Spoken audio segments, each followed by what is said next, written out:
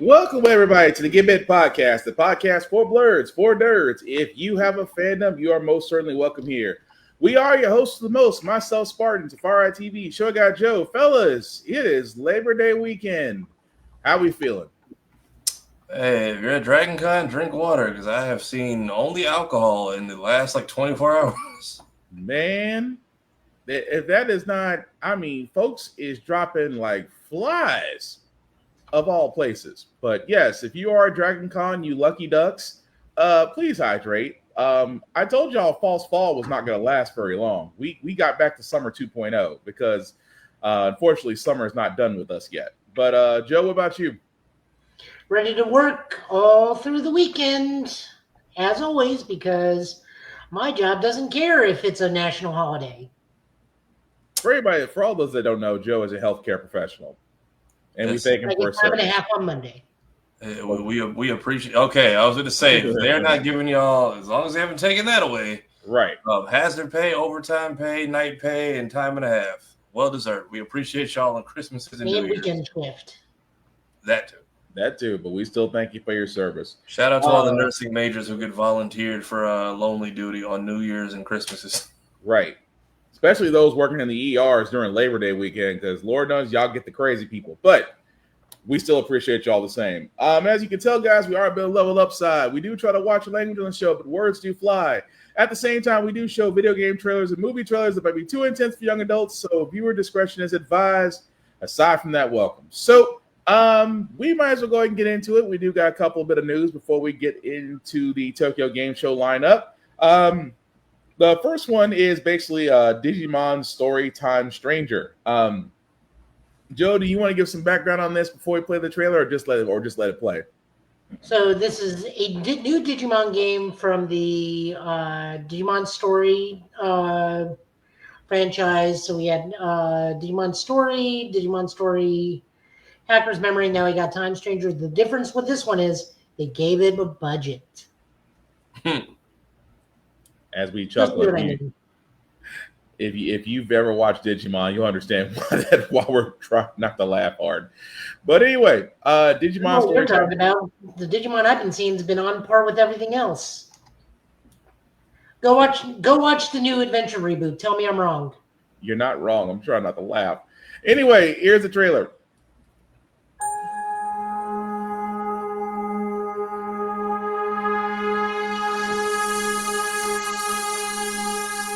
The Titans have of late begun making incursions into every corner of our digital world, Iliad. Once peace has been restored to this digital world and the people of Iliad, I should be able to open the gate. If you wish to open the gate, you must aid in the efforts of the Great Guardian, your Aegeomon. I'd be sticking with him no matter what. After all, that's what we promised back on that starry night in Shinjuku. You were the one who found me in the underground below Shinjuku. That wasn't a coincidence. We've come someplace very far away. A different world and a different time, too. I'll always keep protecting you and watching over you. Like the stars in the night sky. I am aware that there are others like yourselves who are capable of coexisting with Digimon. I realize that life has done nothing but take. And you know who's behind all of it? Digimon. It's dangerous. Too dangerous. That is a domain we cannot easily tread upon. Inori Misono and Aegeomon, the most plausible source of the anomaly.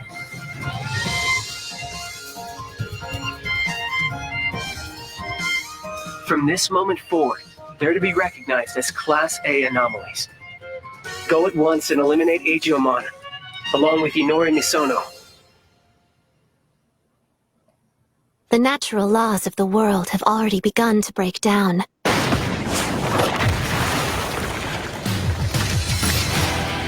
Seek comrades willing to face destiny beside you.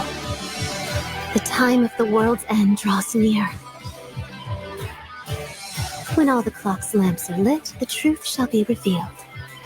A story about the natural laws of the world is about to begin.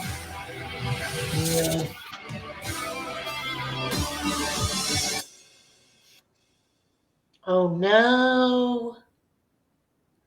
What is that a certain? Why is that? Why you say oh no for, Joe? This is gonna get its shit pushed in because this is coming out the same day as Ghost of Yotei. Oh. I feel like if you got niche enough Wait, I feel is like it if you got. October? I'm sorry, Spark. Go ahead. I feel like if you got Digimon fans looking for Digimon stuff, they'll still pick it up. I just not thought about. Joe did bring up a good point because Ghost of Yotei is October 2nd, and Hey, Sonic. What did I get? Sonic X Shadow dropped the same day as Black Ops 6, and Sonic Frontiers came out the same day as God of War Ragnarok. They both did just fine. I think Digimon Ragnarok sucks, and Sonic has better legs to stand on. Not before that first movie. Like all we had was a movie and 10 years of bad games. We were very much going into Frontiers with the Women of Prayer. And Ragnarok, you didn't like Ragnarok? You didn't like Ragnarok? There's a reason why some of us call it God of War Ragnarok, because it sucks. This is news to me. This should have been on that anime hot take with Trapped in Anime because unlimited godly power, able to slay pantheons at any given moment. Can't leap over a 6-inch piece of driftwood. You're not wrong, but that is the first time I've ever heard anybody say that they did not like Ragnarok. It just wasn't a good as story. Well, there were elements, but the first one was better. Anyways, back to this. This you can clearly see they put time, effort, and budget into this. Oh no, it is. Oh, don't get me wrong, it looks great, and it is available. Will be available on PS5, Xbox Series XX, and Steam. I'm just a little concerned because, like Joe pointed out, that's a day after Ghost of Yotei comes out, and I'm not saying that people will not play it. Because again, Ghost of Yotei is one of those ones that is more that is going to be one of the more expected releases.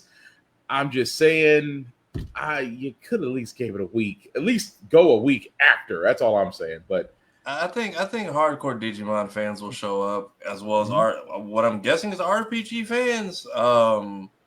Maybe somebody just looking for something a little different because it's also giving. Because I'm not sure what like the layout is between story and combat. It's kind of looking like Pokemon Legends-esque, Coliseum-esque as far as like how it flows. So I think Digimon, it might be slow to start, but I think word of mouth will get out there and this will pick itself back up. It's traditional turn base. Okay, yeah, that's what it seemed like, especially coming off of the heels of Expedition 33. I think it'll do fine. Yeah. I mean, it will. But Expedition 33 was a surprise. But we'll have news on that because I got questions on how the game developers behind there and what they say. But we'll get to that. But yeah, so far, I mean, like I said, should look great. We'll come find out October 3rd. Again, another Fortnite collaboration. The only thing I got to say about this trailer is that Feel Good Inc. was right there. If you know what I'm talking about Gorillas, as they are the next ones to join the Fortnite wagon. And here's their official trailer.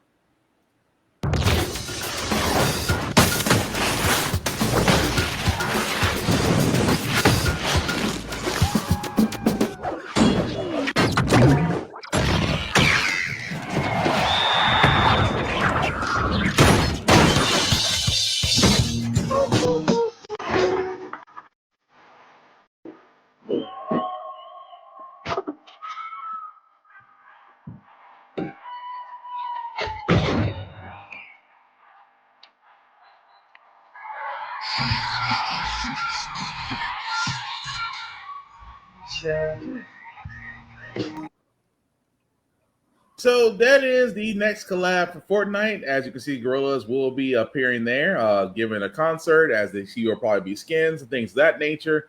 Don't get me wrong, love Gorillas. The only gripe I have about this commercial, Feel Good Inc. was right there. There's nothing wrong with Clint Eastwood. It's a great song, but Feel Good Inc. would have done so much better as an advertisement for Fortnite. But that's my only gripe.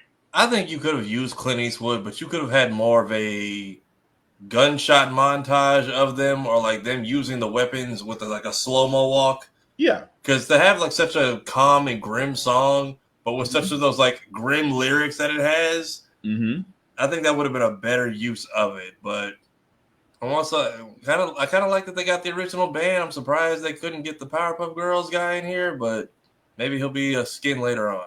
Oh, it's Fortnite, so just give it time. But Joe, what do you think about the latest Fortnite collab? I mean, I don't play Fortnite, but I do love gorillas. Me personally, I would have used Stylo or Also the would've NES worked. Latin premix of Stylo, honestly. Also would have worked. Or 2000. Probably Dare. Still would have worked. I'm just saying. Like I said, I kind of find myself playing Fortnite every now and then. I will, I'm good on not buying skins. I'm not falling for that trap. But I'm just saying, Feel Good Inc. was right there, along with a whole list of other songs. But that will become available very soon. So I'm pretty sure if you're like me and you have a child that plays Fortnite, they will probably be in gorilla skins. But nothing wrong with that, especially for the concerts, because last time I checked, every concert in Fortnite was awesome. Yeah. So I can't say, say what you want about Fortnite. They got a winning business model. But speaking of things that are coming along the pipe for Netflix, outside of giving One Piece 12 episodes coming up, which means they are Netflix starting to loosen their wallet a little bit, which I'm surprised. We actually got a teaser for the next season of Devil May Cry. And if you guessed it already from watching the last season, from the first season, you're going to notice something. And if you haven't watched the first season, you're about to be spoiled. So here we go. You said I was too dangerous for the world.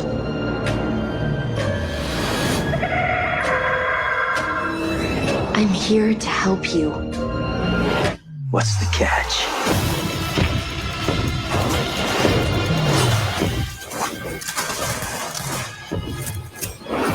This is about your twin brother. We found him.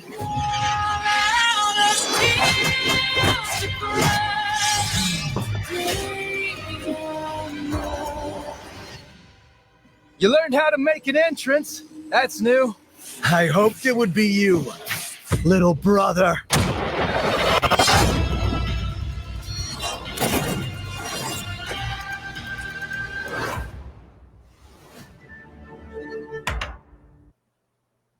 And that was the teaser for Devil May Cry Season 2, which will be coming out next year on Netflix.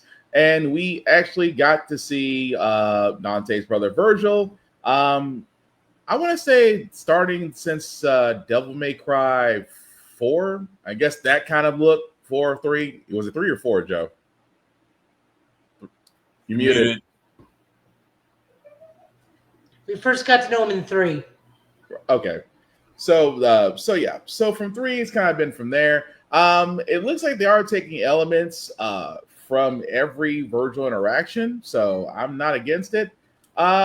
Also, we did get to see Dante hold Ebony and Ivory, so that is also going to be interesting to finally see the iconic guns that he's had since the first iteration of Devil May Cry. I wonder how much of a time skip this is, because Dante's hair is longer. And Yeah, he looks a little older. Long hair, and he looks depressed. I'm going to say it has to be a while. Because when we first saw him in the first season, he was, I'm not going to say younger, but it was more like a year 1 Dante, if it makes sense. Like, not exactly polished Devil Hunter. And this kind of looks like Dante from Devil May Cry 2. Yeah. Which is bad, because that was the worst Devil May Cry of the 5 of them. That is also true. Hey, look, as long as homegirl back there isn't as much of a pain in the ass, I'm okay with it. You need to treadmill your way through Devil May Cry 3. That's the one everybody keeps recommending. I'm like, I just don't know anything. I'm just like, if y'all were just gonna kill off her friends anyway, you could have did that way sooner. Those aren't even things in the game. Yeah, I mean, trust me, you can. I can say beyond a shadow of a doubt, you can skip 2. You can skip 2 and be completely okay because it has no basis on the story. 3, 1, 4, 5. No, it goes 3, 1, 4, 2, 5. Okay. The just skip 2. Just go 3, 1, 4, 5. Okay. Yeah. Like, even if they're not characters, they seem like they at least had something to add to the show. And then once it felt like, okay, they have stories to tell, it's like Psych. And then we get her story, and it's like, oh, they all had legit reasons. You did this to yourself, or your family did. Your dad did this. He had one little fight, and then he got scared and said, "I'm gonna stick this demon DNA in here." Like, it's what Lady is her story is beyond messed up. Say what? She's much different personality-wise in the game. Yeah. I mean, even the short-lived Devil May Cry, she was still different. I mean, I still say watch that one too, but yeah, she's different. But we'll see what comes out next year with Netflix. Like I said, with One Piece, with Devil May Cry, and I think there's like 3 other things. It almost makes you forget that we're actually going to get Stranger Things, and before they go college years this year as well. So let us know what you think of Devil May Cry Season 2. I'm pretty sure we'll get more information as we get into 2026.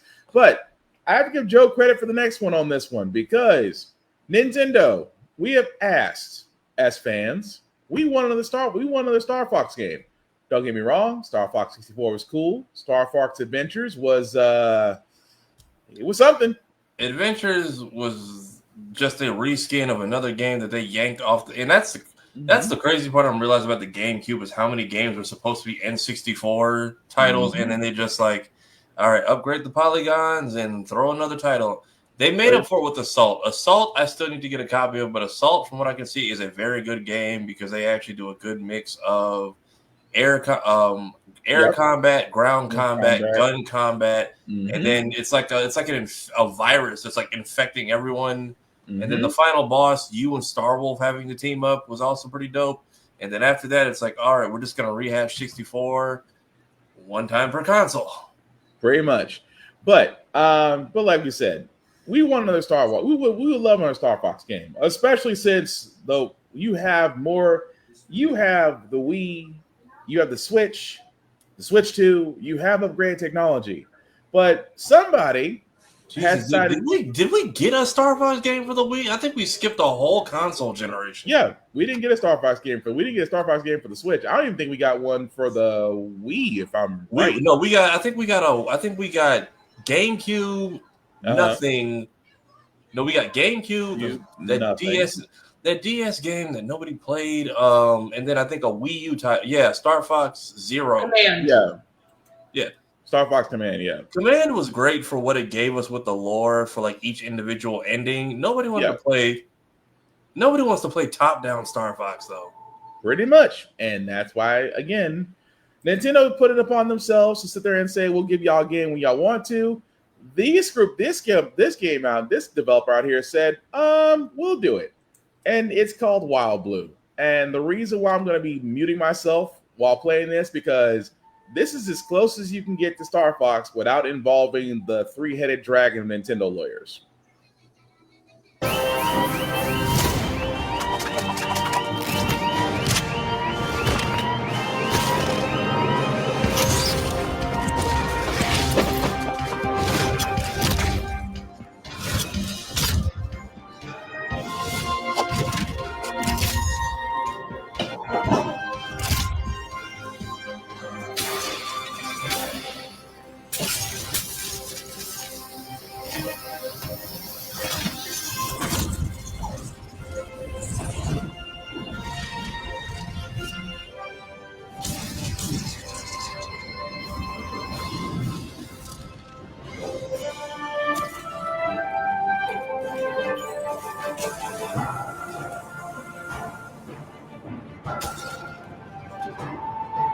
Coming up on the islands.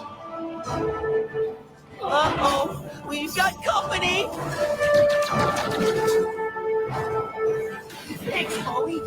I thought I was done for.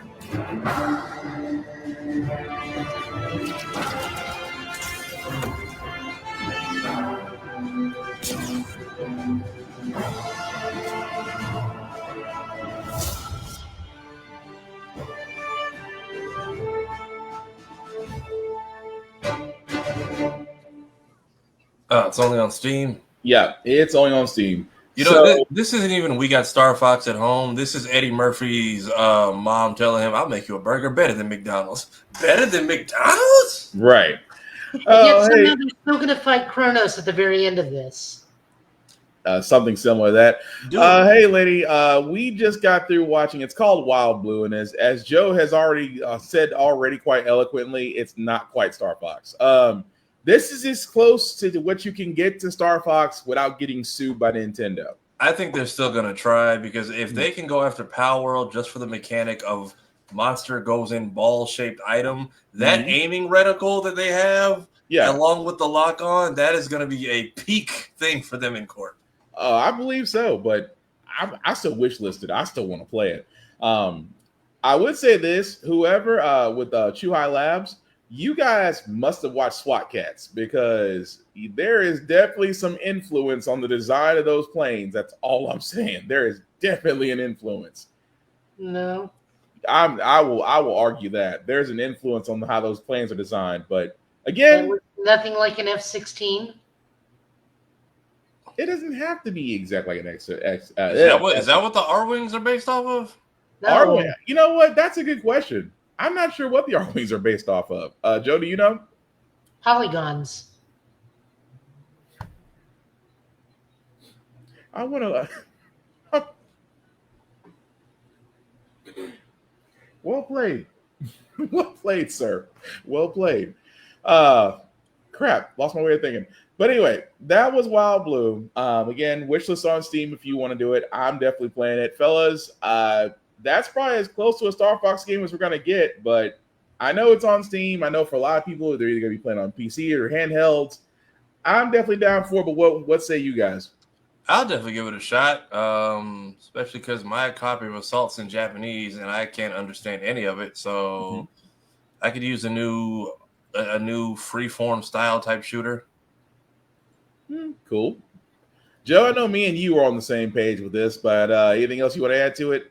My computer's a potato and can't run anything past 2007.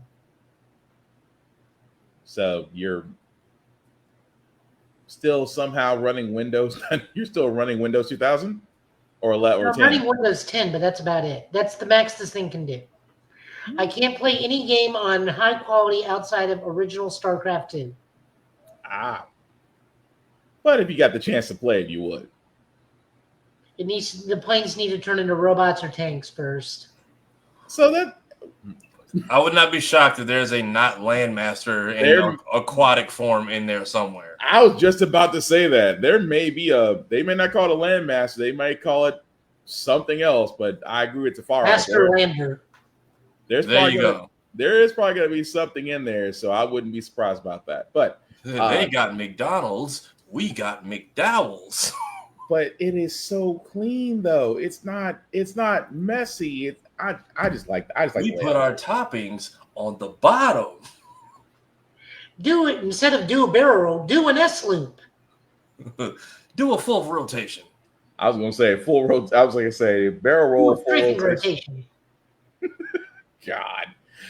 Anyway, definitely check out Wild Blue because we're definitely gonna do that when it comes out. Final Fantasy Tactics: The Ivalice Chronicles. I made this a point because Ivalice. I don't keep on saying Ivalice, but that being said, I have never played Final Fantasy Tactics. I kind of want to make it a point this year to actually give it a shot.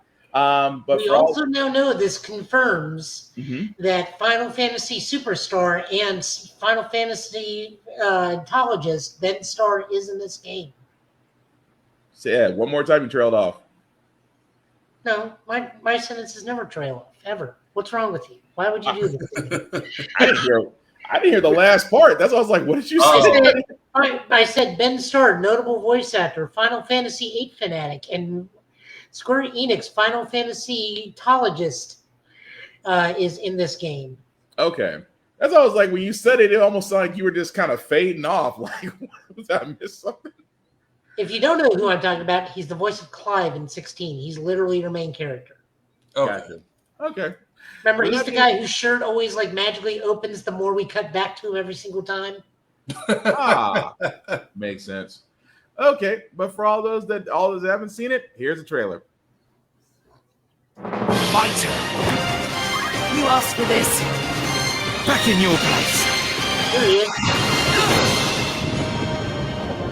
This is but a squall before the storm of battle. Prepare yourselves at once. Time to prove myself.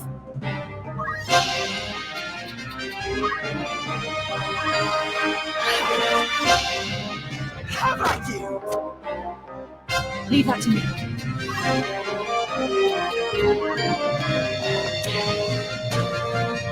An ambush. This day grows lovelier by the hour. Nothing can stop me. Let's finish him.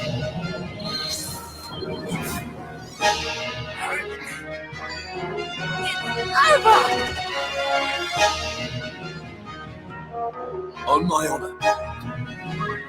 A good choice. This will suffice. Feel my wrath! Embrace the inevitable end! Judgment Blade! Bring sinners to account. Firaja!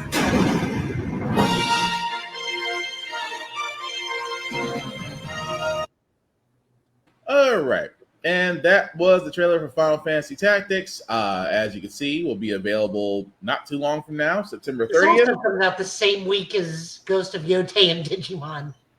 It's going to be a rough week. Hey, look, and then Square Enix will drop the next Final Fantasy game and be like, everything flopped. And it's like, maybe if y'all stop sabotaging the shit you release between the big titles, which we've been telling you for like the last 18 small titles you canceled. Pretty much. Now, I'll say this now. If any of the three are going to be the big dominant one, it may be this one. Over Ghost of Yotei? You have no idea how many Final Fantasy Tactics fostered a generation. No, I'm not disregarding. I'm not downplaying that. I'm just saying that, that's just gonna be a rough week for all games compared to going up against that. But what are you saying? Did he say Firaja? Mm-hmm. Yeah, Firaga. I thought it was Firaga, but the way he just said, he said like Firaja or something. He said South Evil East. We don't bring that up. Okay, I was going to say, has my whole life been a lie since 2001? We are not getting into the GIF of fire spell. Well, they never verbally say like the third level command, so I'm like, maybe has everything from 2001 and on been a lie? And if you say GIF, you're wrong because it stands for Graphic User Interface. I'm not opening up that can of worms. This is going to be available on Switch 2, of course, Switch 2, PS4, PS5, Xbox Series X, and Steam. So definitely check it out because I know I will be. Because like I said, I never gave Final Fantasy Tactics a chance. This is probably going to be the first game I actually do that on. So definitely going to be interesting from there. But what's also interesting is Mech Warrior with the next DLC, Shadow of Kerensky. Which Joe is usually our resident Mech Warrior person. Anything you want to add to this DLC before we play it, sir? The inner sphere is fucked. I wasn't ready for that. Oh, God. Here's the trailer.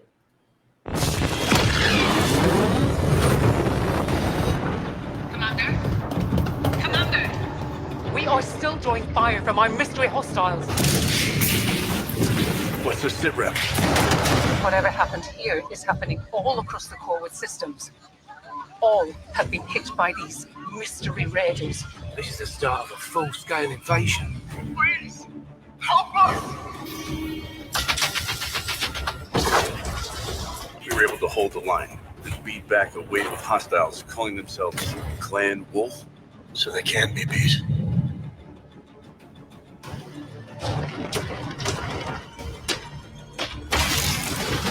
Need to get to Rosselhag.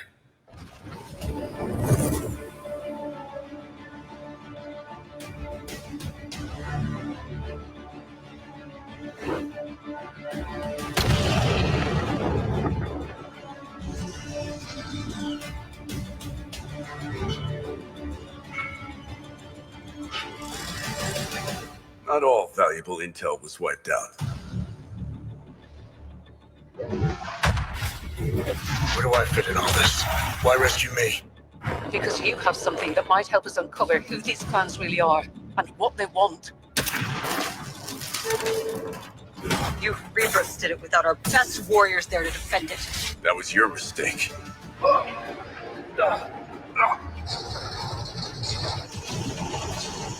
You could have killed someone.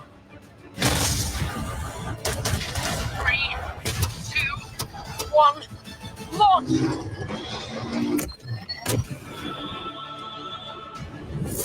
Look at the bright side, kid. We play our cards right. We get to keep all the money.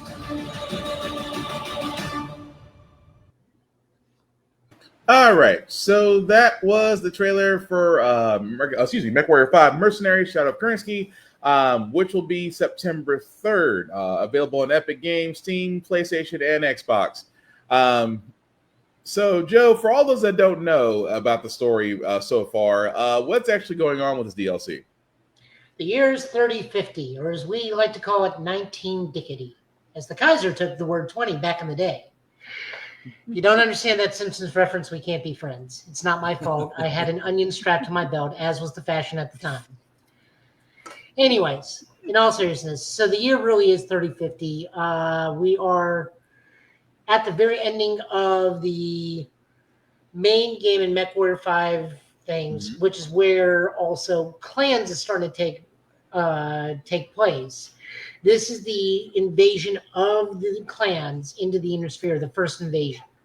So the clans are genetically bred, eugenically and genetically bred super soldiers that have mechs that hit harder, go faster, last longer, hit for a longer range, and has twice the cooling of standard mechs, meaning the Inner Sphere, like I said, is unbelievably screwed at first. So we are fighting against one of the main clans, Clan Wolf. Okay. Also, I think they said they're going up against Rosselhaig, so I don't remember if that is... Also, I don't know if we're going against the other clans, because this is the first launch, so that means it's Jade Falcon, Smoke Jaguar, Clan Wolf, and Clan Ghost Bear. Okay. It looks like we're just dealing with Clan Wolf, which is fine. They're kind of the good guys on the side of the clan, meaning they will at least give everybody a fair chance rather than just getting steamrolled like Smoke Jaguar just does. Okay. We also know that Clan Ghost Bear doesn't do well in the initial thing, just due to logistics, and Clan Jade Falcon, well, they're Saturday morning cartoon villains at best. Which they were a Saturday morning cartoon villain for the Battletech animated series. I will be streaming this because this is coming out next Wednesday, so look for a stream on my channel. Okay. MechWarrior, so naturally that's going to get streamed. They are using the engine, cinematic engine from Clans to do this because MechWarrior 5 Mercenaries doesn't usually have cinematics. So I did notice that. But other than that, I mean, like I said, the Inner Sphere is screwed for about good 5-6 years till the Battle of Takiad. Gotcha. Well, I mean, so when MechWarrior does do these DLCs, they give you guys like, how many DLCs is this for MechWarrior so far? So for MechWarrior 5 Mercenary, this is DLC 5. Okay, so they give y'all like full scale campaigns at least, like enough. Yeah. Like what they got 12 missions in it at least. So at least you guys get something. You get like you're getting your money's worth.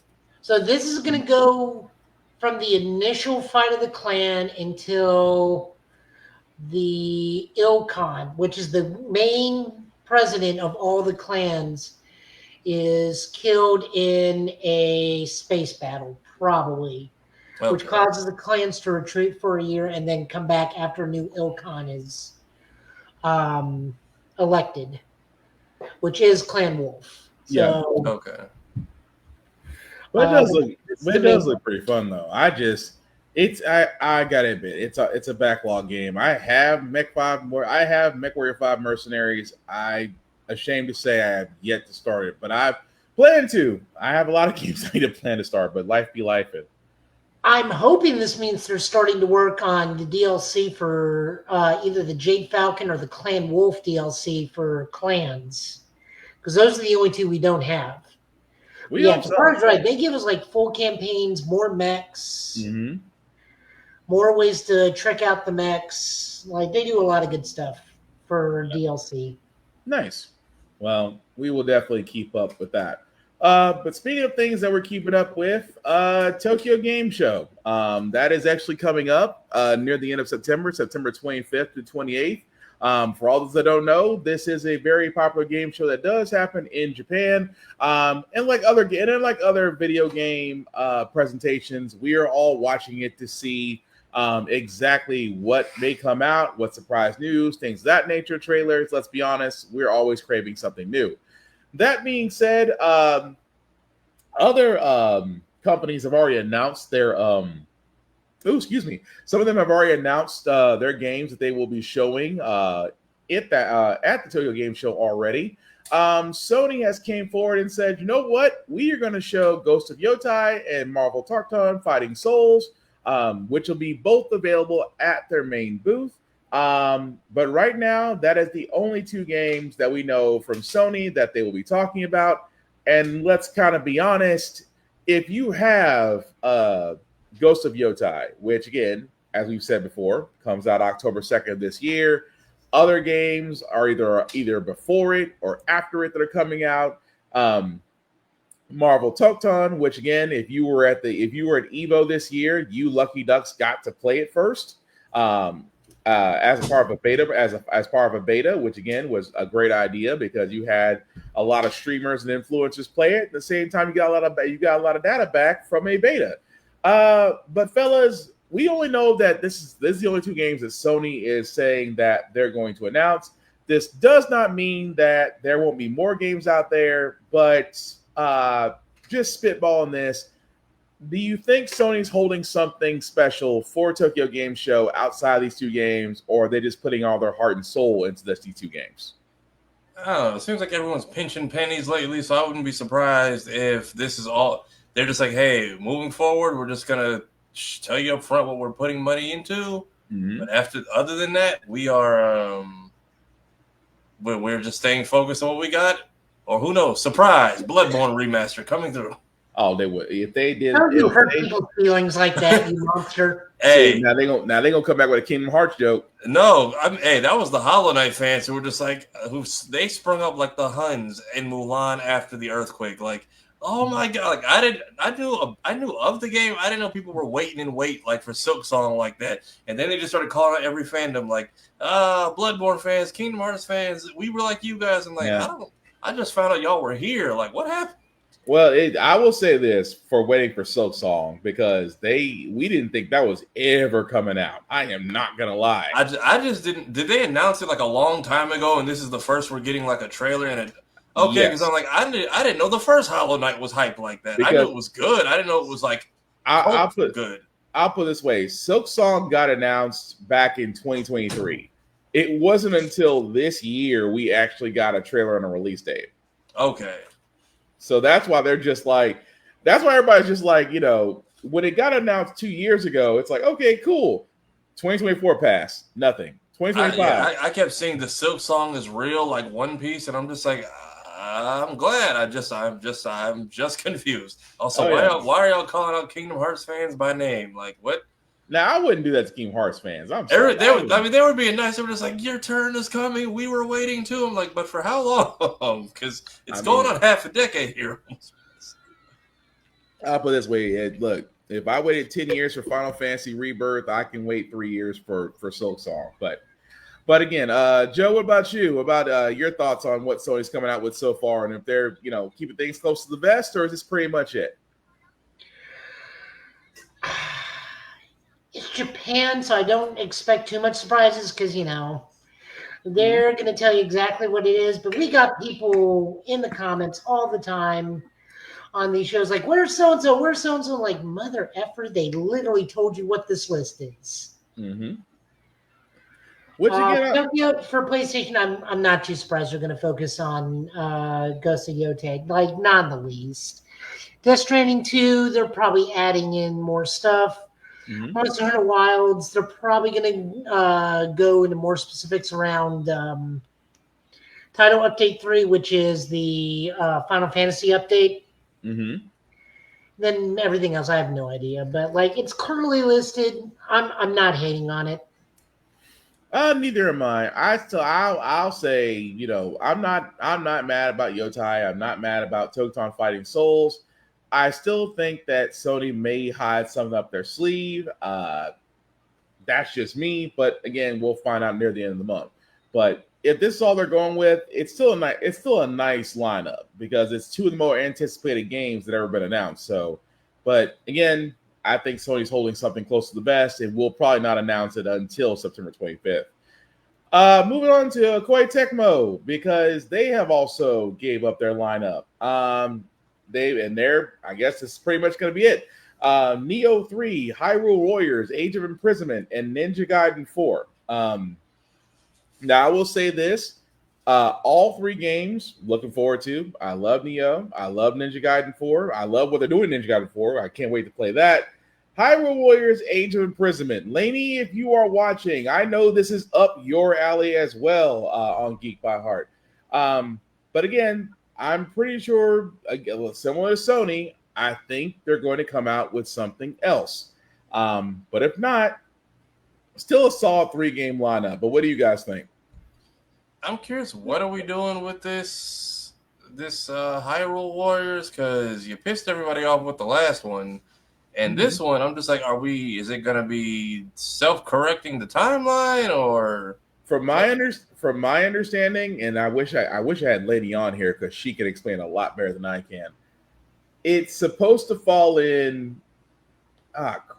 It's supposed to fall in Tears of the Kingdom, because this is what Zelda was doing with the Ancients. Thank you. So that's what I got. Like, the whole sales point of the game was see how they ended up failing, what happened 100 years ago, only for them, the whole story to be surprised. It's an alternate timeline where we actually win. So I'm like, well, then what are we doing here? And that's the thing I think it is it's that level of, I'm not sure if it's correcting. It's more like, let's kind of improve on what we didn't do in the last game and put it in this game, especially with Age of Imprisonment, because it's far out between you and Laney, you guys actually playing Twilight Princess, and Laney almost finishing up Breath of the Wild, if she hasn't already. It is covering a lot in the Zelda world, so I'm trying to see if they're trying to expand really on this age of fill in the blank here. But again, I'm not knocking it, but I still think this is going to be a teaser because everybody knew about Age of Imprisonment. Everybody knew about Ninja Gaiden 4. Neo 3, again, is a very niche fan base, but still loyal to a fault. I still think that something else is going to be announced there because I don't think they're just going to stick with 3. But anything else you guys want to add to Koei Tecmo? That's about it for me. Joe? I got nothing. Okay. But moving right along, Bandai Namco also gave the lineup as well. They're coming out with Code Vein 2, Digimon Storytime Stranger, the trailer that y'all saw at the beginning of our show, Little Nightmares 3, Once Upon a Katamari, Everybody Golfs, Hot Shots, and Tamagotchi Plaza, Nintendo Switch Edition. Code Vein 2 I'm looking forward to. Digimon Storytime Stranger looks interesting. Little Nightmares 3, I know Lainey played 2, if I'm right. Please correct me. I think she played 1 and she got slightly into 2. Yeah. I don't think she finished it, but the Switch version of those games are rough, so I don't blame her. Yeah. So I was trying to think she played 1 or 2. She might have played 1 now I think about it. Once Upon a Katamari, I cannot say I have not played that. Everybody Golfs, that's just basically, it's their version of Mario Golf, which again, not knocking it. And Tamagotchi Plaza, can't say it. I've never played it, but still a nice lineup. Do I think I still say, and I will say this because it's Bandai Namco. Yeah, they're going to come out with something else. I honestly believe something else from that company is going to get released at Tokyo Game Show. But what say y'all? It's potential. I think this is just the early list of what they're telling us so far. I'm surprised we don't have more. When was the last time we got a Katamari game? I feel like that's the type of kind of nonsensical Super Japan type stuff that people would eat up without knowing why. It's just rolling stuff over and making yourself happy. Like, it's a good old boost of dopamine. I'm surprised we don't have like. I'm surprised that's the game. I'm surprised hasn't been cranked out on like every console. Your guess is as good as mine, because I was gonna say when it comes to that, I mean, I just did a quick search. There's a Katamari Damacy reroll for Nintendo Switch that came out this year. Okay. But that's just one. Like I said, that is a game I don't really keep up with. But again, it's Bandai Namco. At least I will say this, for the games they put out and the spread, it looks like they're not sticking to one genre. So I will give them credit for that. They're trying to go for everybody as far as keeping everybody's attention. But I still sit there and say, because Bandai Namco, they may announce a new game or a game that everybody's expecting, and why not do it at Tokyo Game Show? But I don't think this is their full lineup. But anything else, guys, you want to add to that? I think I got nothing. Joe? No, not really. Like, I know what to expect. There's no Dragon Ball announcement. No Tekken announcement yet. I don't even know, what would Kingdom Hearts fall under for Tokyo Game Show. Would it be Square Enix? Yeah, it would be Square. Yeah. Yeah, I think it'd be. I was gonna say I think it'd be Square Enix it would fall under, but yeah, like I said, it's a nice lineup, but I still say above all else that they may turn around and announce something else. That's the only thing I can think of, because and again, I could be completely wrong. This is a financial season of pinching pennies, because we saw many studios close down, things of that nature. I could be completely wrong, but I'm just saying I would not be surprised. And also, just for anybody who was wondering, Square Enix release lineup for Tokyo Game Show has yet to be released. So for all those that are wondering, we don't know yet. When they post it, we'll talk about it. Capcom also sharing their lineup for Tokyo Game Show. They will be showing Monster Hunter Outlanders, Monster Hunter Stories 3, Twisted Reflection. We showed that trailer 2 weeks ago. Monster Hunter Wilds, Omnimusha, Way of the Sword, Pragmata. We showed that trailer as well. Resident Evil Requiem and Resident Evil Survival and Street Fighter 6, which will probably be updates that are coming out for that. Solid lineup. Not knocking it. Twisted Reflection, which we showed for Monster Hunter Stories 3, looked pretty cool. Monster Hunter is wild, because there's probably going to be updates for that. Still got to start away on that. Onimusha Way of the Sword. Can't wait to play it in 2026. Pragmata also looked good. Requiem. Say what? It looks like it's secretly a Mega Man game. It is. Resident Evil Requiem. Again, because I'm a Resident Evil fan, I can't wait to play that story of the child from Outbreak. Survival's not bad. Again, a mobile game. I think that's I want to say it's Capcom's Resident Evil first attempt at a mobile game. I can't really remember. And Street Fighter 6, again, it's solid. It'll be a Viper gameplay trailer. Yeah, probably so. But guys, is this all I can say is, do we think this is going to be it, or are we seeing more from Capcom? Nah, I don't really think what else they could make. I feel like this is enough. I mean, the only big thing they could possibly also tease is the Code Veronica remake I keep hearing about.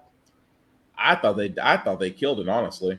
No, if you look into it, they're seeing more and more stuff about it now. Okay. But yeah, I mean, I would agree with you guys. That is quite the lineup, especially with Monster Hunter and Omnimusha and Pragmata. They're baking hard on Monster Hunter, obviously. Omnimusha, again, they're going to be pushing that one. Requiem, I can see that one. Pragmata and Street Fighter 6. So yeah, out of the list of these games, I will fully agree with you guys. I don't see another IP being announced from Capcom. Although Capcom, you could give us another Mega Man game. Just saying, it'd be freaking nice. But yeah, I will go on. I will join you guys and say I don't think Capcom is saying this is it, and this is all we're going to talk about. But still, it's a solid lineup. So I'm going to leave it at that. But outside of Sony, Koei Tecmo, Bandai Namco, and Capcom, those are the only companies that have announced what they will be showing at Tokyo Game Show. Tokyo Game Show will be from September 25th through the 28th. So as soon as news comes out, we will be sure to talk about it. But for right now, it's pretty much a wait and see. But not knocking that. Although, again, Capcom, Mega Man would be nice. Speaking of things that are nice and things that we did not think were ever going to happen in our timeline, you can now play Gears of War on PlayStation.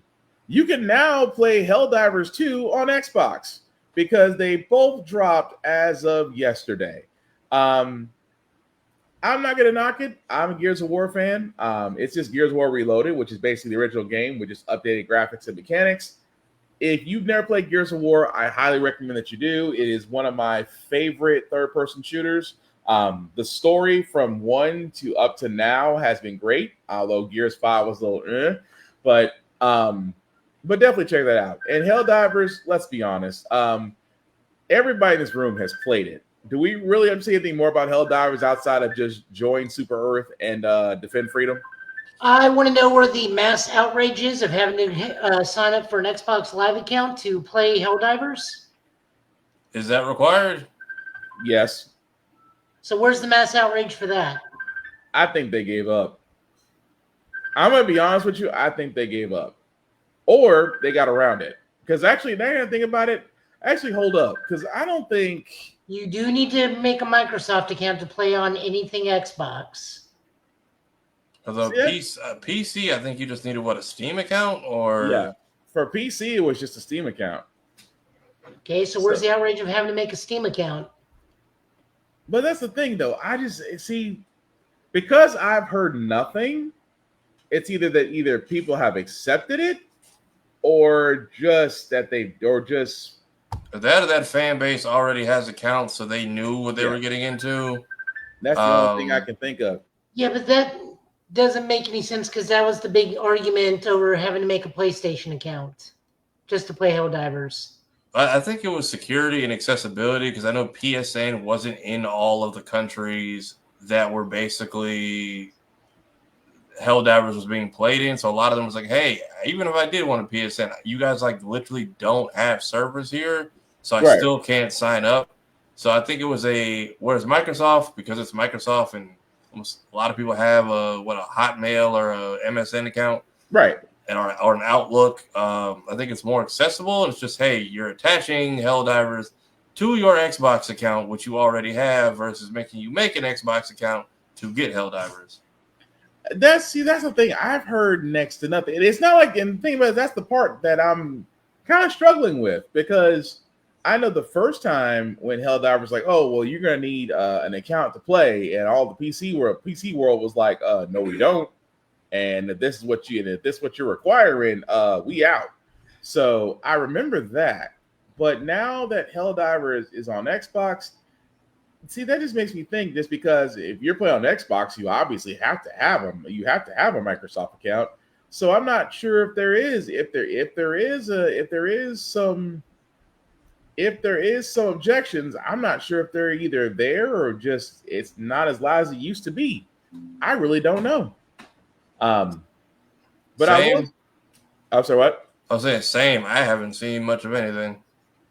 Because that's the thing. I mean, I have heard next to nothing outside of, people on Xbox can join, because of the cross-play in Helldivers, you can join PlayStation, you can join PC, and which again, that's the end goal anyway. We all want to be able to play the same game across multiple platforms. So I don't know if there is a lot of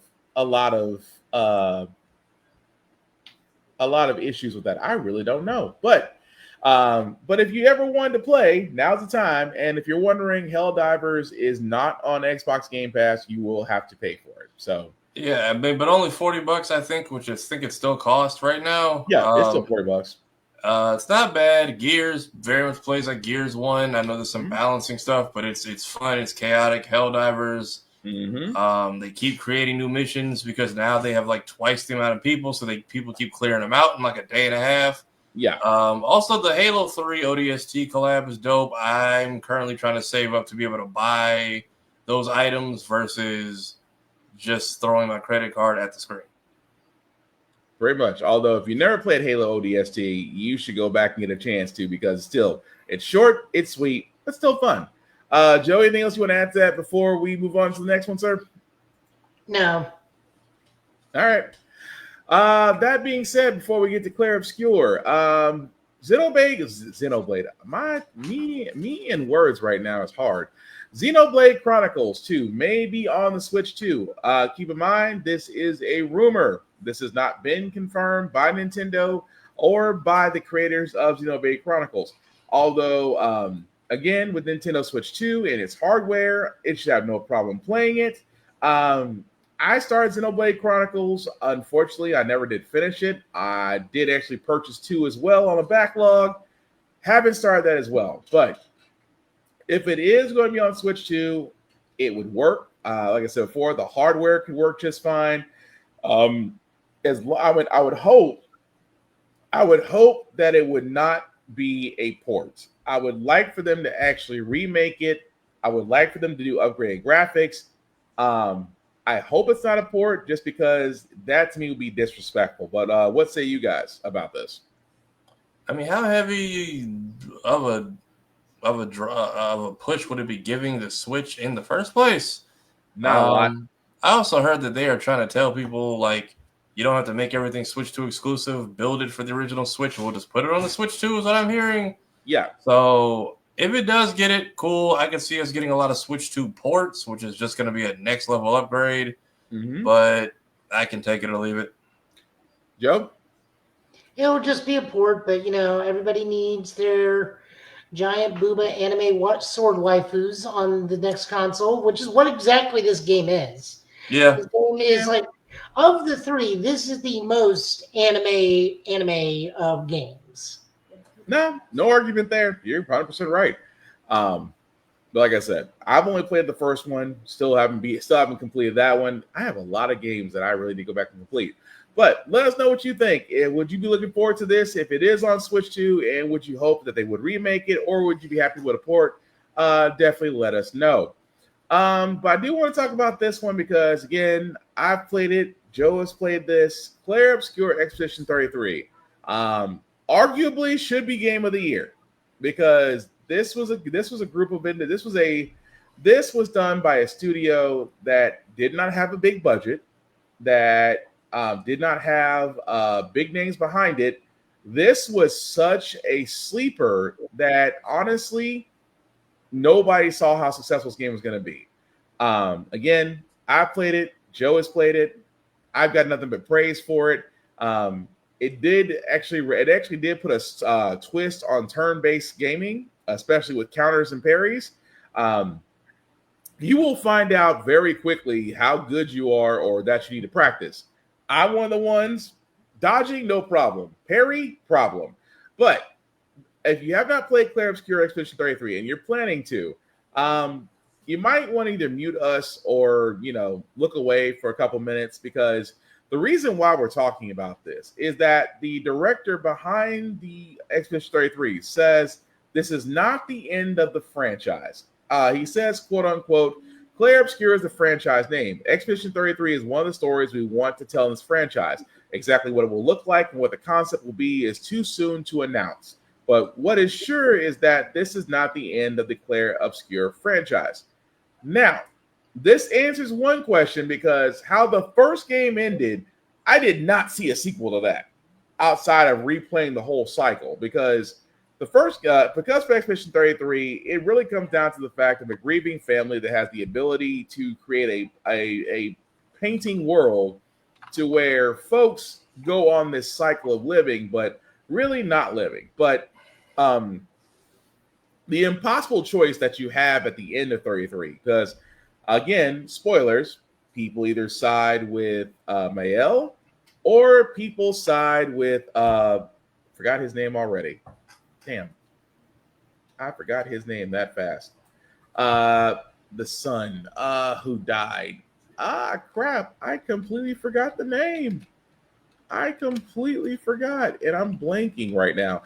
But what I'm getting at is, for all those that don't know, the impossible choice that you do get will decide what type of ending that you get. And because of the ending, again, this is going to be spoilers, so I'm just going to go ahead and say it.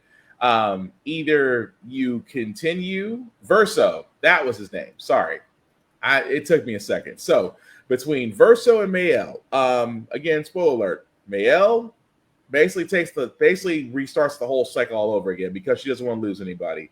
Verso forces the family to accept his death and leave the painting world. So I'm glad the director, Mr. Guillermo Broach, had said that we are doing another Clair Obscur game. It's just not going to follow 33 because 33 is a closed story. Here's my question, fellas.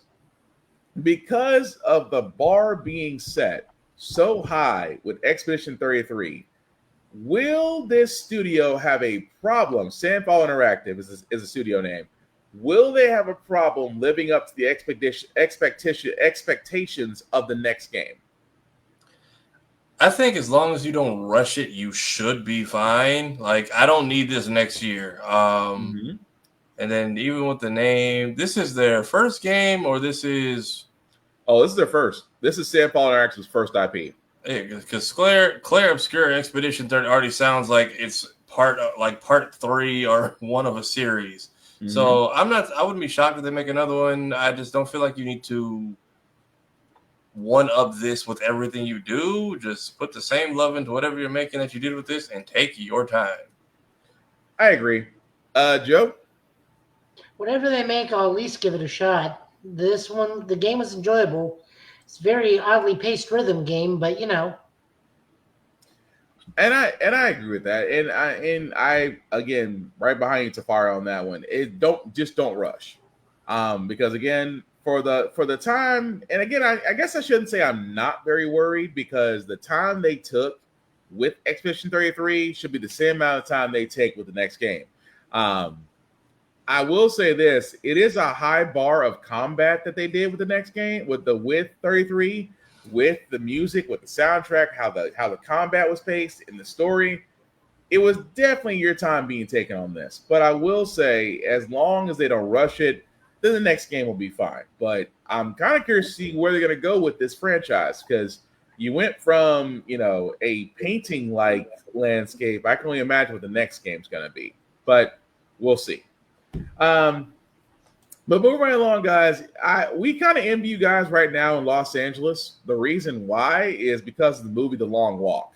For all those who don't know, it was a trailer that we did play about 3-4 weeks ago, where basically it's an adaptation of the Stephen King novel about basically trying to be the last one. Well, I won't say last person standing, last person walking in a contest to where if you win, your wish is granted. That being said, they decided to go ahead and take this up a notch. Currently, there is a movie theater in Los Angeles that, as of tomorrow, will have influencers and people that were lucky enough to be a part of a screening that is a treadmill challenge. So, paint this picture, if you will. You are in a movie theater. Instead of seats, you have treadmills. You have to basically do the same thing that the guys are doing in the movie, walking at a pace between 2.5 miles an hour and 4 miles per hour. Now, here's the problem. You have to do this for 108 minutes. 108 minutes on a treadmill. Now, I'm going to be honest with you. There's only one person in this podcast group right now that I can say that can successfully do it with no problem. And that would be Tafari, because on Tafari TV, the man is always on a trailer playing video games. So if anybody I know that can literally be on a treadmill, watching a movie, doing the same thing that they're doing and not pass out, it'd be him. Now, I get it. It's great advertising. It's great way to get people watching. At the same time, I can't complain. It's brilliant advertisement. But Joe, what say you if you got invited to a long walk screening to where you are literally walking on a treadmill for 108 minutes? Do you forget what I do for a living? I know, but would you go? That would be a cakewalk. That's what I'm saying. But would you go is the question. Yeah, sure. But yeah, that's the thing though, because also what I did mention is that for all those lucky ducks that get to go to this screening, If you do fail to keep up, you get escorted out, and there's no prize at the end. You just get the luxury of seeing the movie first before everybody else.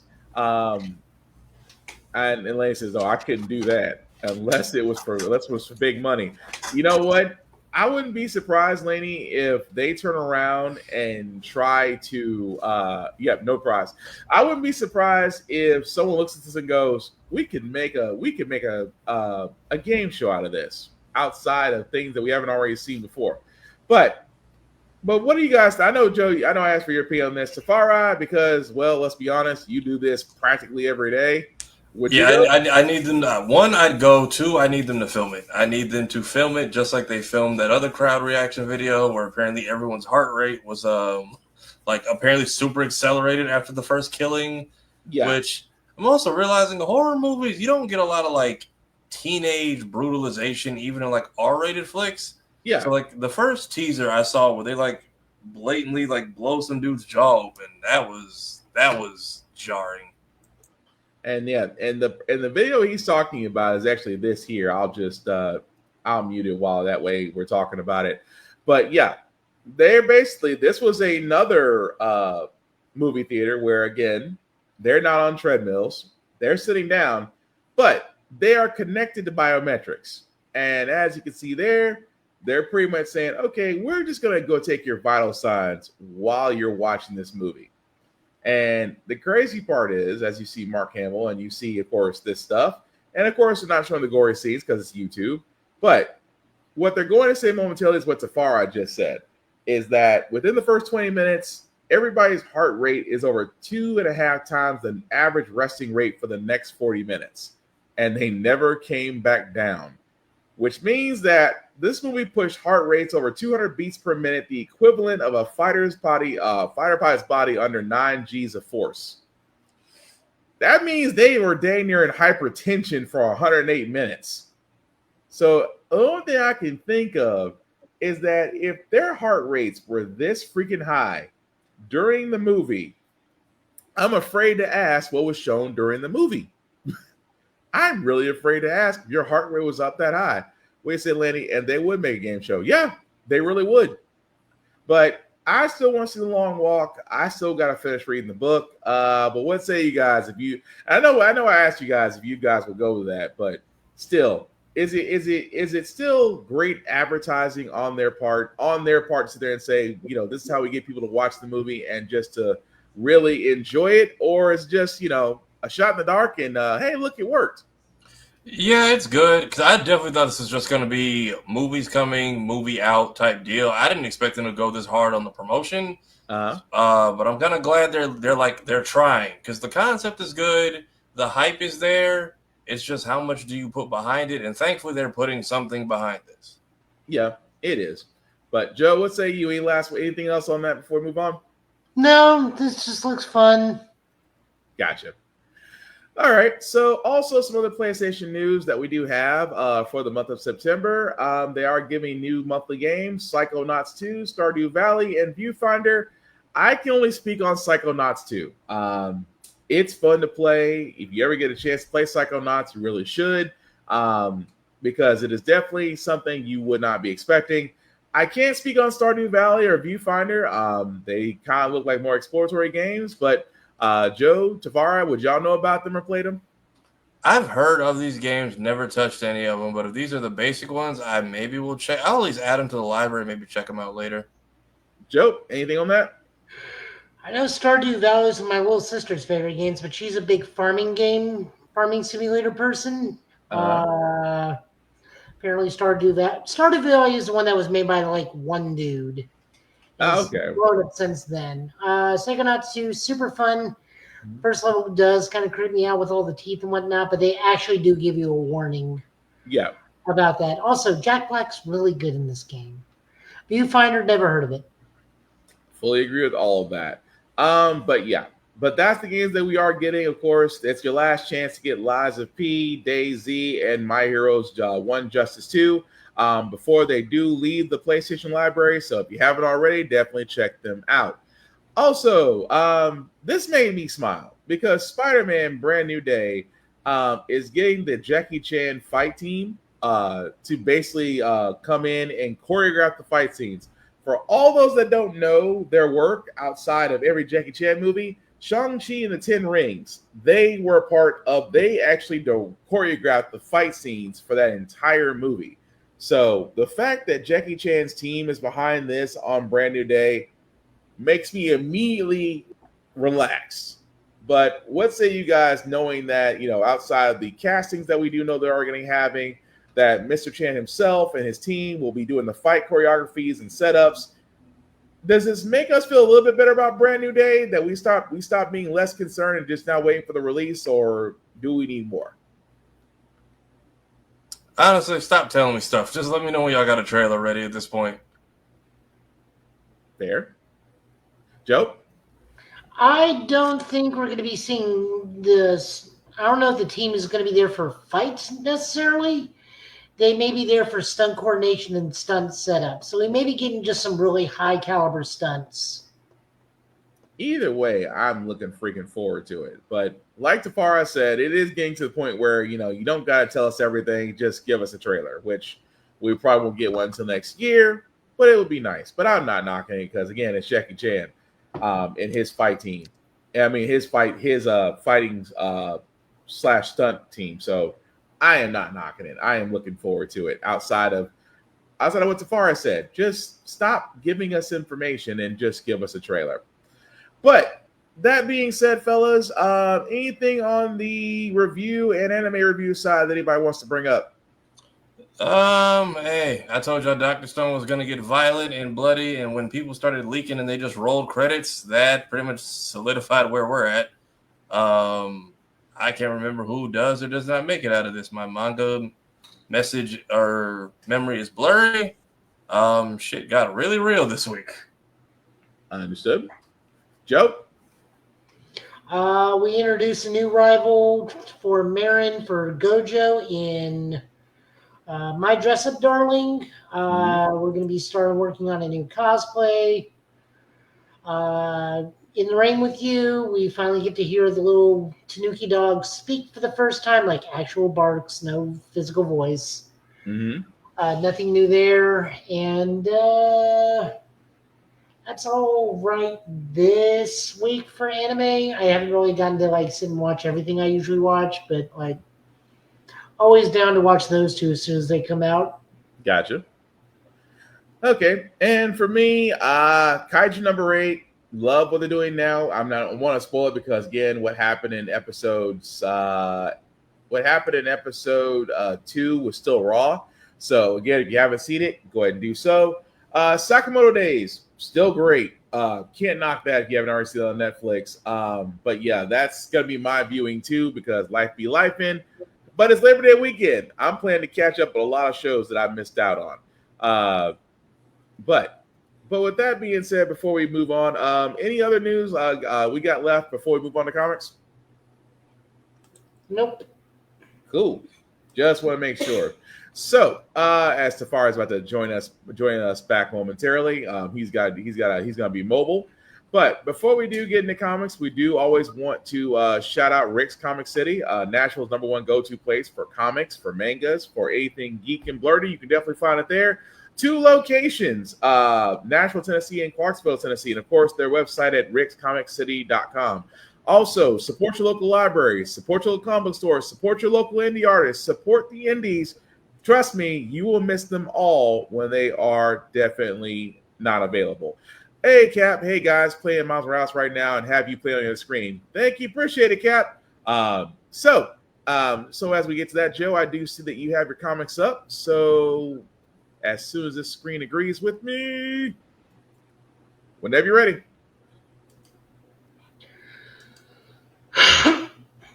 As my screen enlarges, there we go.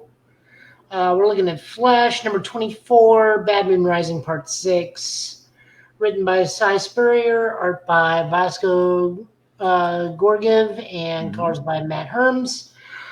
This is the penultimate issue for the Bad Moon Rising arc. Jai and Wally convince Eclipso, hey, give love a chance. Unfortunately, Calypso, giving love a chance means his loving to obliterate all the universe in the name of Darkseid. So now they got to figure out a way to maybe not give love a chance. When psychotherapy goes wrong. Pretty much. Definitely recommend Green Lanterns, number 26, Starbreaker Supremacy, Part 3. This is written by Jeremy Adams, art by V. Ken Marion, and colors by Romualdo Fernando Jr. Pretty much the Geo crew is in the source wall where all the creatures that power the emotional spectrum are there, meaning they regain their emotions and their powers. They make a somewhat Faustian bargain with all the emotional entities. We also learned that this is technically Parallax Jr., who is not as malevolent as his predecessor. Right. Because he was born of fear of the other entities. Kyle, once again, gets to go, just kind of proves that White Lantern mode is now just a Super Saiyan form for him.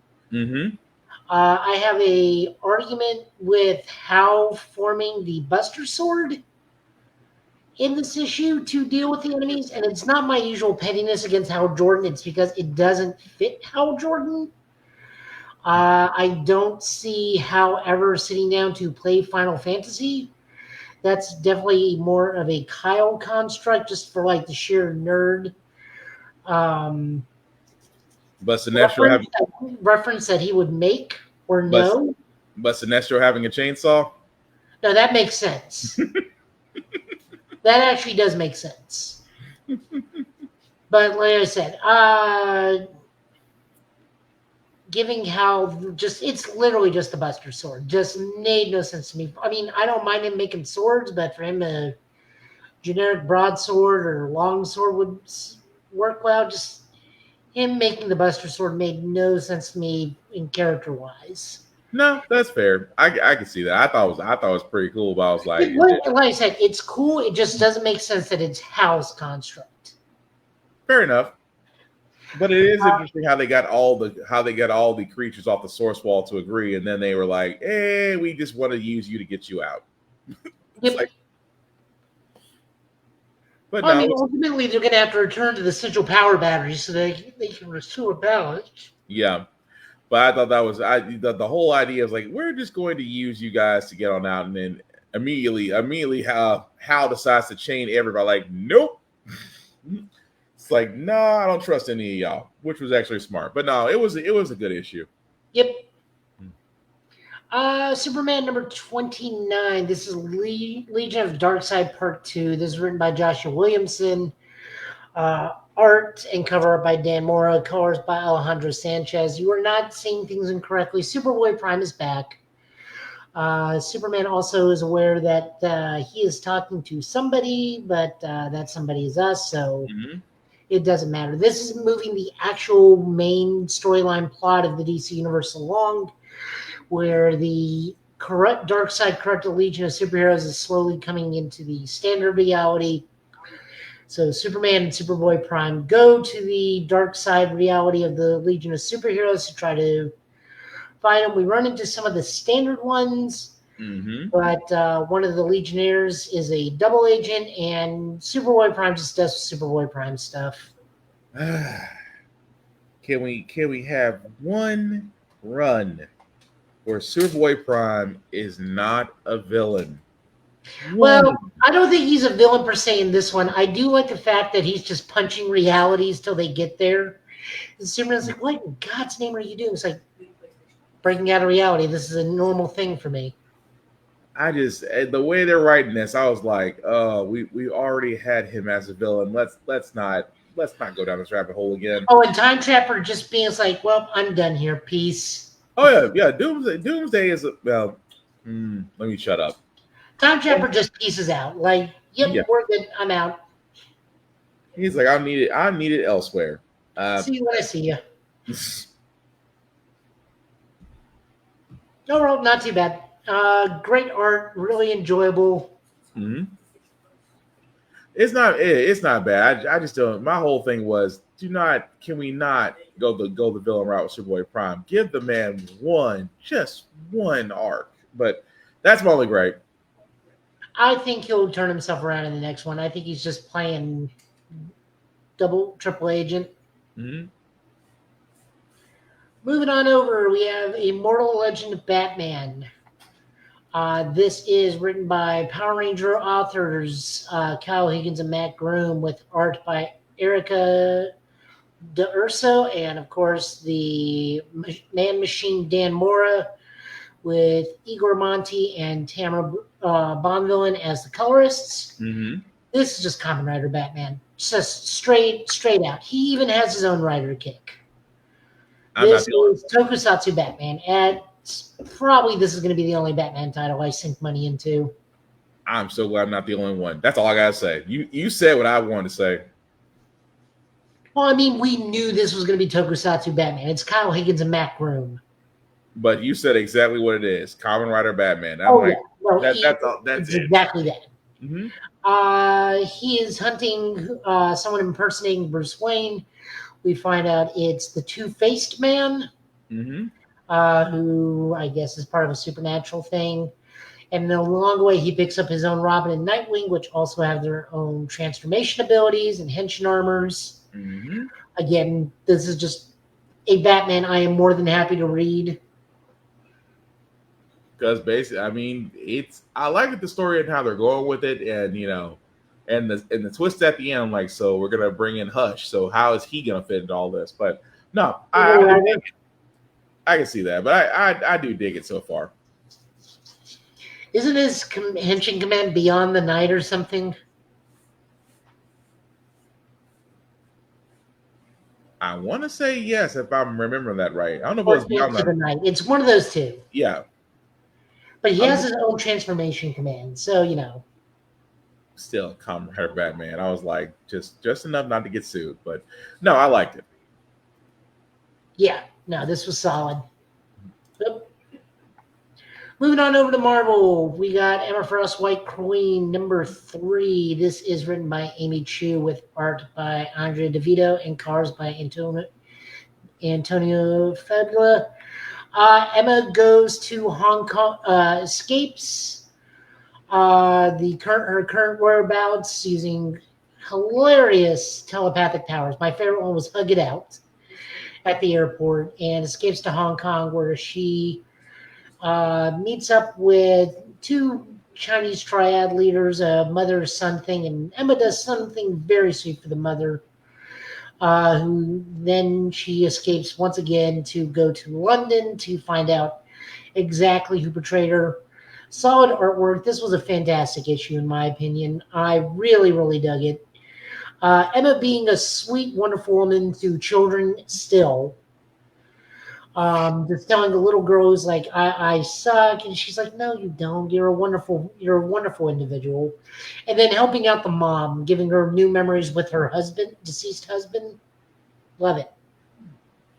Yeah, I gotta take your word for it. I kind of checked out on Emma, but just because I don't like it doesn't mean someone else will like it. But again, that whole story was definitely not for me. But for everybody else, definitely do check it out. Black Panther, Imperial War. This happens directly after Imperial issue 2. Pretty much T'Challa's on the run from the Hawks, will try to get all of the galaxy off Space Wakanda's back. Mm-hmm. That's it. That's the book. It's a nice filler story. I mean, that's what I took from it. But it was written by Victor Lavallee and Jonathan Hickman, with art by Kofu and colors by David Correll. Cover artists are Francisco Montanaro and Raul Angelo. Okay. So while that's going on, Imperial Planet She-Hulk, which is taking place almost exactly after issue 1. This is written by Stephanie Phillips and Jonathan Hickman, with art by Emilio Liso and colors by Matt Mila, with once again Francisco Motorino and Raul Angelo doing the cover art. Pretty much this is a murder mystery on Sakaar involving her nephews, 5 wives.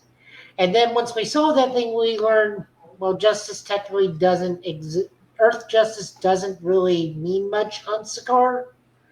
Very much. Only might makes right. So Jen's like, why in God's name am I even here?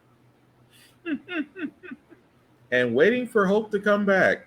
Yeah, he said he'd be back in a couple of days. 5 days later. He's running late. 6 days later, where the hell is Yes. he? Oh, that was funny. Loved it.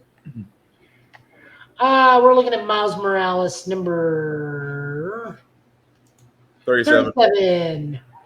This is written by Cody Ziegler with art by Luigi Zagaria. Colors by Brian Valencia and Federico Vincentini and Niraj Menon as cover artists. This is the new story arc for Miles, Thick as Thieves, because Miles now officially gets his own Black Cat in a gender-bent, bad luck causing thief known as the White Cat, and also a new fox spirit thief. Yeah. So naturally, he's going to go to Black Cat because he needs help, and he is way out of his depth on stuff like this. Yeah, I did like the twist. I did like the twist on his Black Cat and with the Canary. So that's why I was like, okay, I see where you're going with this. I just like Miles just can't have one. I because of Spider-Man. Spider-Man cannot just have one quiet day. I just got through fighting gods. Can I have one day? Nope. But I liked it though. I loved it. And then running out tonight, we got Ultimate Spider-Man number 29. This is written by Jonathan Hickman with art by David Messina and colors by Matt Wilson, cover by Marcichetto and Matt Wilson. Mm-hmm. This is the big talk. The MJ, Harry, Gwen, and Peter just sit and talk and work things out. And then MJ knocks Gwen out in the bathroom stall and just like goes to the husband's like, okay, we're doing some bullshit now. Mm-hmm. I okay. I already knew there was gonna be a twist between Gwen and MJ, but I was like, why does the chaos always happen with the redhead? Why? No, to be fair, as she says in this book, I have been exceedingly forgiving and extremely patient in this whole scenario. But she turns around. I'm sorry, I'm gonna spoil the book. Anyway, yeah, don't spoil the book. Yeah. But this is the conversation. This once again proves why this works, because they are all in their 30s. They are all adults. They are all had previous lives. They all sit down and rationally talk about this stuff before MJ finally has enough. And just, I think she only knocks Gwen out just because she's sick of Gwen's BS. I don't think they're actually going to like leave her in the bathroom. It's just she's had enough. It'll be interesting. I will put it that way. I was just when I saw him like, oh, did she really make? Yes, she did. But again, I love the fact that they are all adults and all talking it out first. Oh yeah, and then just it's like I'm gonna follow her. No, let me talk to her. I was like, oh, this is not gonna end well. This is not gonna end well at all. But no. It's a solid book. I do like Ultimate Spider-Man for where they're going with it. I just like, wow, that turn. That's gonna make things interesting for the next issue. But yeah, sadly, we only get 4 more issues. So yeah, it's gonna wrap up the ultimate arc, but still a good issue though. Yep, and that's our books. Yeah. All right. Easily issue of the week was probably Batman, and then this is close second. Oh yeah, Kamen Rider Batman definitely. Kamen Rider Batman definitely got my attention, but again, that's all great and well. So, as we are going to go ahead and wrap it up for what we got, going in, of course, but not above shameless promotion. I will start first with Joe because let's be honest, him and Tafari make me look lazy because they are definitely busy. I'll get out. So, Joe, you want to let people know what you're doing, what you'll be up to, sir, and where they can find you? Well, Tafari and I are doing Ultra Watch. We just dropped episode 8 of Ultraman Omega. We will not be doing an episode this week because it is just a recap episode. So we will avoid that. This week, well, well, I'll be streaming Dawn of Krinsky over on Total Justice Gaming, and also my Twitch if I can get that to dual stream. I don't know if that's a thing I can do or not. But definitely over on Total Justice Gaming, we'll be running Shadows of Krinsky on Wednesday when that drops. Other than that, I'm over at Middle Tennessee Gaming all day today, tomorrow. I may or may not be there Sunday because I'll be with Middle Tennessee API, who's another nonprofit charity group I run around with. We go do API advocacy and whatnot. Wonderful, wonderful cause. Just keeping people informed and trying to build a sense of community for the Asian community in Nashville. Also, you can find me sometimes over at Eat Bubbles. This is a local business that is a friend of mine. She has won Best Boba in Nashville, I want to say 2 years in a row. We're hoping it's 3. Eat Bubbles is also home of the Jiggly Cat pudding that we have that she makes. Everything is made from scratch. They do not use powders. They use everything sourced either locally or directly. As we can see right there, you can see the Jiggly Cat right there. They also have matcha flights, as which was seen right there, matcha and hojicha flights. They just opened their backdoor outdoor patio seating. Wonderful pricing. Laura works super, super hard. She's right there. They're always at Vanderbilt on Thursdays at the farmers market or any local farmers market like Sylvan Park. Mm-hmm. You can go get some stuff there. I mostly get the hojicha, which is the roasted green tea drink. My recommendation, medium sweet with coffee jelly, not boba. That's Blake. Awesome dude. Great guy all around. So definitely go support them. Go support local business in general. But go give my friends over at Eat Bubbles a definite try. You will not be disappointed. I have a confession. I have never had boba. Well, I have never had boba at all. It looks good, though. I've just never had it. Or matcha. I have never had those things. Also, I just want to point this out as well. My computer didn't want to play with me at first. So definitely from Middle Tennessee Gaming, as Joe pointed out, you can definitely find them in Bellevue off Highway 70S. And not just because Joe works there, just because there are plenty of good guys out there as well, and they are always happy to help you with your TGS gaming needs. So yep, we are doing some Magic stuff. We did Bloomborough draft tonight. Mm-hmm. I think tomorrow is Casual Commander, although I think we have an event. I'm not sure. Scroll down. I think the schedule there for that. We also got all the Chaos Rubies for the Secret Layers. Last week. Yep, there it is. Oh, talking about this right here? Learn to play? Saturday, we got Learn to Play Popper for $10. Mm-hmm. So the Popper format in Magic is Commons only deck. Okay. So Learn to Play Magic Popper format. Mm-hmm. Decks have been made and whatnot. And then Cardfight Vanguard on Sunday. I will be there all day Saturday to help you with buying Magic or Pokemon or Cardfight Vanguard or Warhammer, because we're also a Warhammer store. Nice. Yeah, I'm just always there. Thursdays through Sundays. Nice. Well, thank you for that, sir. Tafara, are you still with us? Because I know you are mobile and whatnot. Yeah, I'm here. I just had to get a lead on nighttime traffic and these road closures I've thankfully got ahead of. But I am also on the internet. I am streaming conflicted because Crossworlds is great. And I'm thinking of doing a stream of the first 2 Sonic Riders games. Okay. I also posted a skit for Kingdom Hearts and Silksong fans. Eventually, I'm going to run through Spider-Man 1 again on the Dreamcast and play the What If mode, especially because that game turns 25 tomorrow. I also did like a full playthrough of TMNT, and I'm blanking on the other game, but like long plays have been going well, so I'm trying to fit more of those in that I can like do in one go. Yeah, Follow me on all the socials. I am posting all the time, trying to keep consistent, making many cameo appearances across the Blurredverse. And Blurred's Eye is also back Tuesdays and Thursdays. Feel free to come through. Nice. And yes, definitely check out Tafari TV because he did stream the open network testing of Sonic Racing Cross Worlds. It looks pretty freaking good when I got to see it. So definitely check it out there. As far as me, guys, before I get to me, I did also want to do a special shout out to Cheyenne the Geek. Her show, The Comic Shop, the first episode is available now.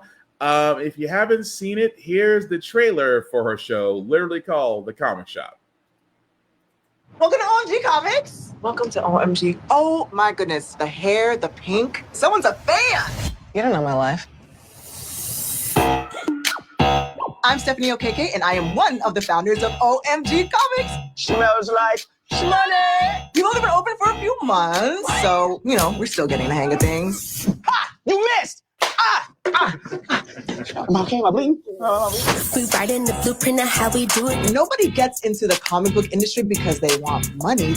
They get into it because they love comics. Come on, that was pretty funny. I know you ain't talking. Bro. Where we going? We are not lame. We are the best comic shop in all of LA. Comic shop. I like to think that our uniqueness and our passion for comics are what's going to keep the people coming in. This is our calling. Now, who's on sweeping duty? Dang it! God, I'll go get the broom.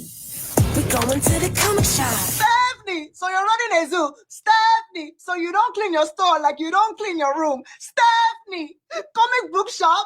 You'll soon be driving cab. Going to the comic shop. Going to the comic shop. And as you can see, guys, that was the trailer for The Comic Shop. It is available as of today. The first episode did drop. You can definitely check it out at Awkward Virgo TV on YouTube. Definitely check it out. You can also follow Cheyenne the Geek, especially on Instagram as well as there. I'm going to be honest with you guys. It is definitely funny. If you liked Abbott Elementary, It's Always Sunny, it falls into that same vein. And again, we always want to be able to support those that are just starting out shows, networks, things of that nature. So definitely follow Cheyenne the Geek. Definitely follow The Comic Shop, which, as you can see, can be seen on YouTube. Also, other shameless plugs as well.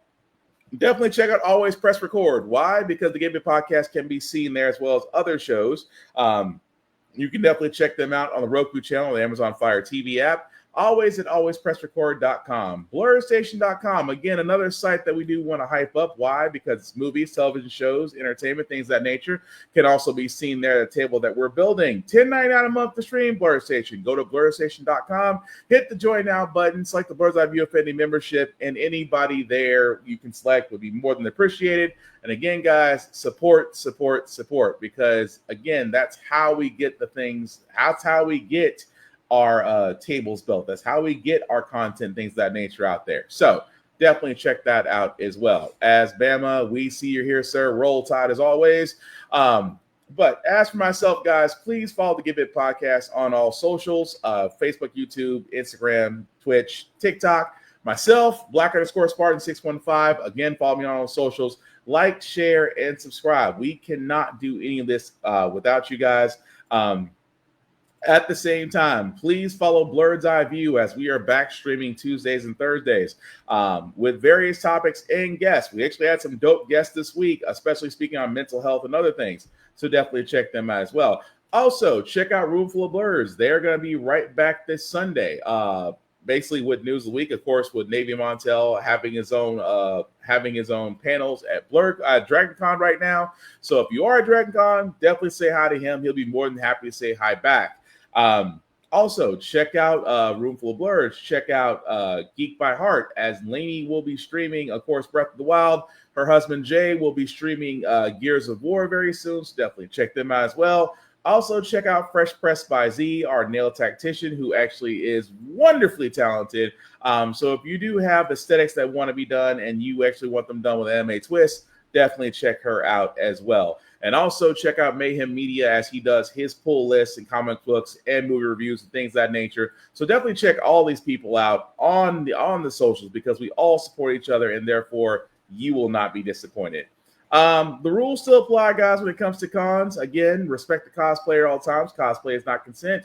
Please wash your ass. It is a dirty world, but doesn't mean you got to be dirty too. You can be clean and be healthy, because people like Joe, who's a healthcare professional, does not want to see you on Labor Day weekend. So again, be kind to yourself. Soap and water and deodorant go a long way.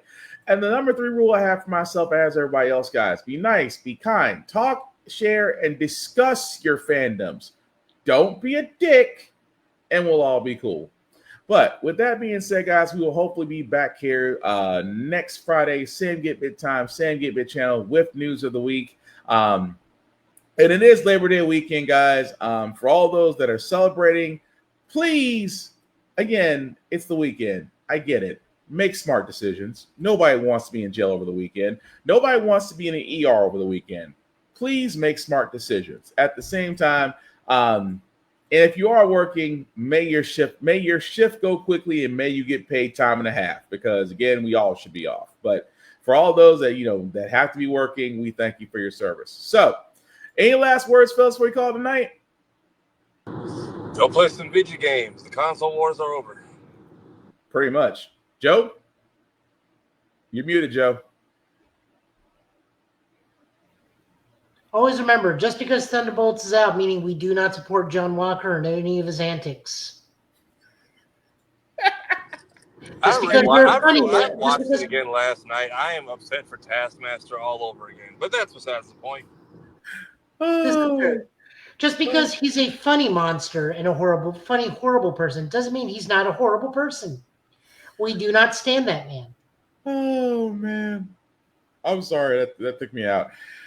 You heard him. With that being said, I've been Spartan. He's been Joe. This has been Tafari TV. We do thank you all for watching, for liking. And again, this will be replayed again tomorrow. But thank y'all guys for watching the Get Bit podcast. Take care of yourselves and each other. And we're going to make it through this. Stay hydrated. Drink water. Don't doom scroll. Enjoy life and go touch grass. And enjoy the weekend and some barbecue. We are out, guys. Have a good night. Peace.